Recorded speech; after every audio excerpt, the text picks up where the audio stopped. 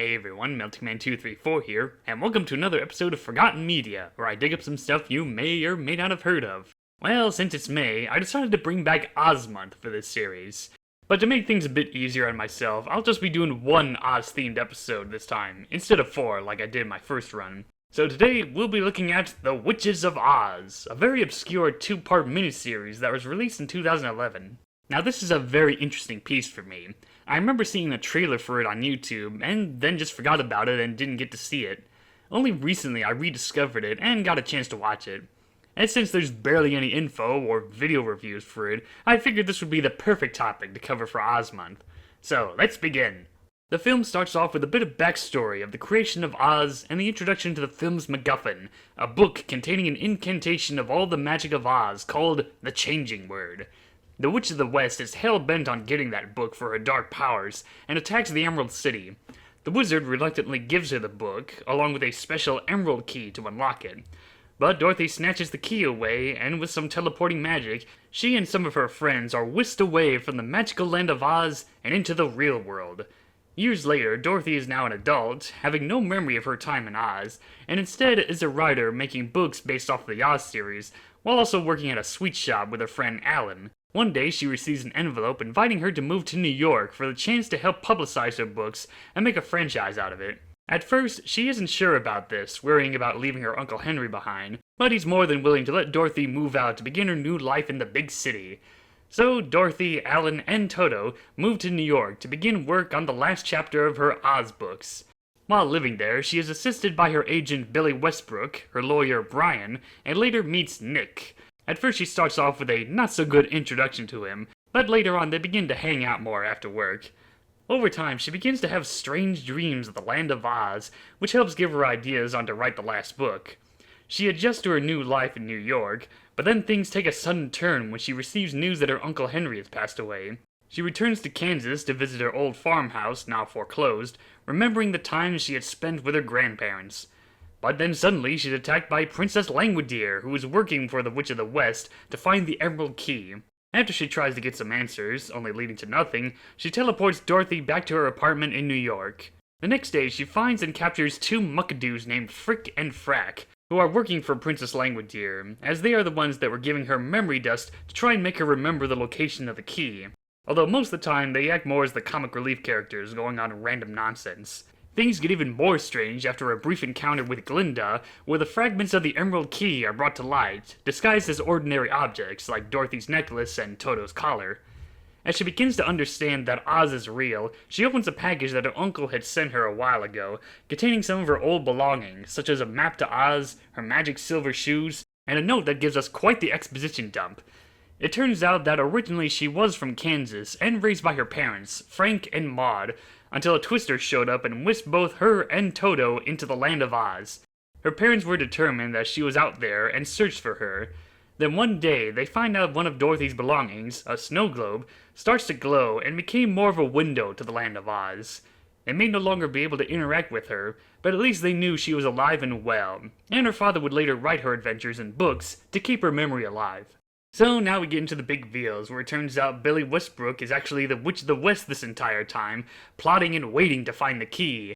It's also revealed that Alan is actually the Scarecrow, and despite being ripped to shreds by the witch, he and Dorothy are still determined to stop the witch while slowly getting their memories of Oz back. The Witch of the West decides to begin her attack on the city by summoning her army from Oz, as well as turning the New Yorkers into her minions. There's also this one scene where the witch starts quoting the Jabberwocky poem for some reason, and then suddenly a giant dragon shows up attacking Dorothy and the Scarecrow. So, I guess that's supposed to be the Jabberwock? Well, I guess that's cool, but on the other hand, it feels random that they decide to throw in a character from Alice in Wonderland into a Wizard of Oz film. Well, anyway, the witch and her flying monkey attempt to destroy Dorothy, but this fight causes Brian to remember that he's actually the Cowardly Lion, and manages to fight back to help his friends. With Nick around, they conclude that he's actually the Tin Man, and sure enough, he's not the Tin Man. Instead, it's some guy named Rick who shows up to the fight who is actually the Tin Man. What? Well, okay, earlier in the film there is a scene where Rick has a very brief appearance as a mailman, and he's the one that gives Dorothy the envelope with the invitation to move to New York, but that's it. Throughout the whole thing, it just made sense that Nick would be the Tin Man. He's mostly seen dressed in gray, he's shown to have a kind heart, and his name is a reference to the Tin Man's real name, Nick Chopper.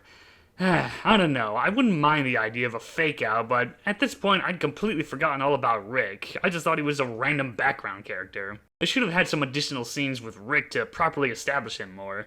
Anyway, Glinda shows up with her army of munchkins to fight off the witch's army. The Tin Man has a one-on-one fight against a very buffed up Gnome King, and later Langwidere returns with a new head and tries to defeat Glinda. Meanwhile, Dorothy and the Scarecrow are teleported back to the witch's tower, now that she has the last piece of the key thanks to Brian's cufflinks. Oh yeah, and the witch mentions about taking over all these other fantasy lands like Wonderland and Narnia once she has the complete key. Yeah, another random moment, but still, it's an interesting idea for a crossover. Growing impatient, the witch sets the Scarecrow on fire to force Dorothy to hand over the last fragment to spare his life, which he agrees to do so. All seems lost, but suddenly, the Emerald Key starts playing a recorded message from the wizard. It turns out, the book with the changing word that she's had all this time after her meetup at the Emerald City is not the real book. This was all a scam from the very beginning, where before the meetup, the wizard had destroyed the real book, but not before letting Dorothy memorize the changing word. The wizard also mentions that the book she's had all this time just contains a copy of the Declaration of Independence, even though the witch never really opens the book to check for herself. Yeah, kind of weird there. A cyclone is summoned by the witch to be a one-way ticket for everyone to be sent to the land of Oz, and then there's this back and forth between Dorothy and the witch. The witch wants her to join the dark side, while Dorothy tries to see the good inside her. And after the clashing of magic between good and evil, Dorothy unleashes the changing word onto her. It's a bit unclear as to what exactly happened. The witch's clothes are seen lying on the ground, but right next to her she's back in her human form. So I guess all Dorothy did was just strip her away of her dark magic so that she just has a regular human body or something. Either way, she is surprised by Dorothy showing her mercy. The witch begins to cry, as she's never had a friend before, and sure enough, crying causes her to disintegrate. You know, I never thought about it at first, about the Witch of the West crying would be one way of killing her.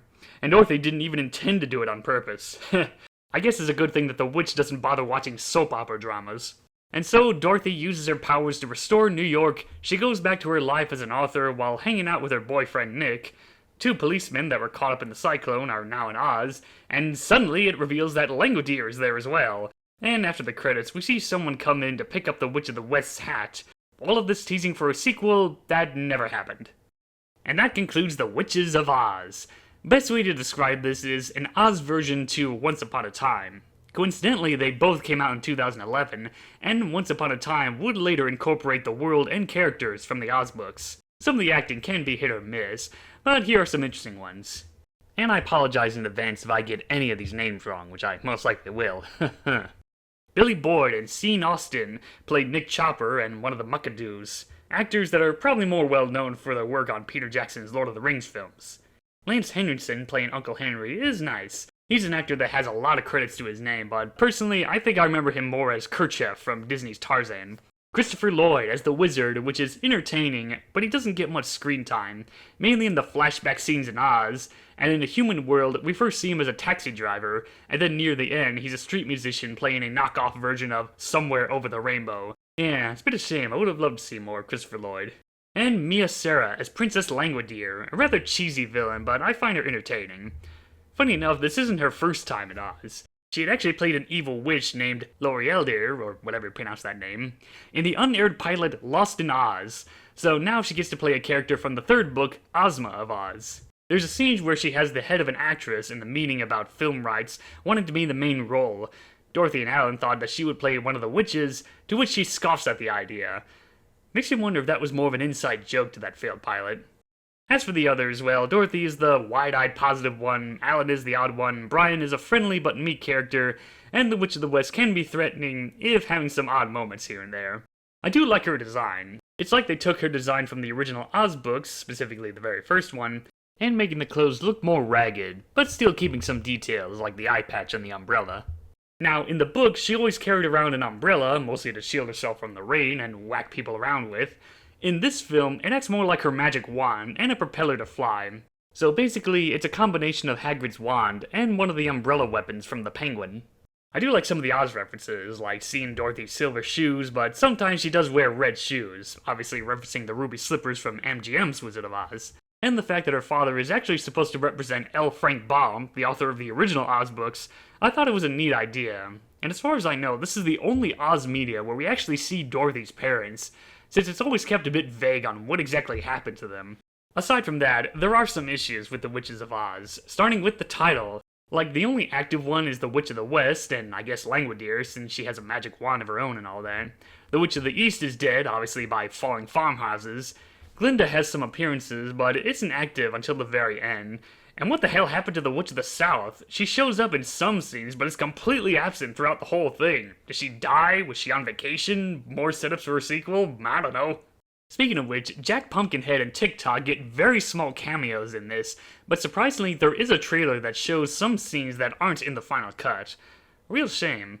Also, I'm not too big into the Muckadoos. I kinda find their comedy to be a bit weak. Next, there's the special effects. For something made for TV in 2011, the effects are very weak. Like, the CGI stuff's not so great. Heck, there's one scene where there's this CGI tree, and you can clearly see one of the branches going right through another branch. And finally, it's a pretty long watch. Being a 2-part miniseries, this roughly adds up to about over 2 hours long, and the first half is pretty slow. It doesn't get more interesting until the second half. Apparently there was a theatrical version that was released in 2012, retitled Dorothy and the Witches of Oz. From what I've gathered, this version is shorter and supposedly had updated effects, but I can't find a way to watch the theatrical version anywhere. The most I could find was a trailer, a movie poster, as well as this amusing photo of some of the main actresses in front of the movie poster. So I guess it's just one of those movies that had a very limited theatrical run. I know it was released on DVD, and surprisingly, it was released onto streaming services like Vudu and Google Play. I've seen one listing for Amazon Prime Video, but it looks like it's not available in America. Either way, all these versions are the original 2-part miniseries, so I guess the so-called fancy theatrical version has become lost to time. Or perhaps it's somewhere over the rainbow. So in closing, The Witches of Oz is okay. It has an interesting concept and some decent and well-known actors, but it does have some flaws on the visuals and some of the pacing on the story. Still, I think it's worth watching. I do find it a bit of a shame that Witches of Oz has really fallen into the realms of obscurity. Personally, I think this needs more attention. Maybe newcomers can watch it and just consider it as a bad flick, or maybe they can look past its flaws and consider it as an underrated gem. Who knows? Well, it takes care of this installment for Oz Month. Not sure when I'll be bringing it back, and if I'll be going back to the whole 4-episode deal, or keep it simple with just one. Either way, there's still plenty of other obscure pieces of Oz material to cover. Maybe I could cover the Legend of Oz comics, or Muppets Wizard of Oz, or Magic Land, the Russian version of the Oz books. And maybe one day I could find a way to watch Season 3 of Dorothy and the Wizard of Oz. Seriously, why is that season so hard to find? Anyway, that concludes this episode of Forgotten Media, so this is Melting Man 234 signing out.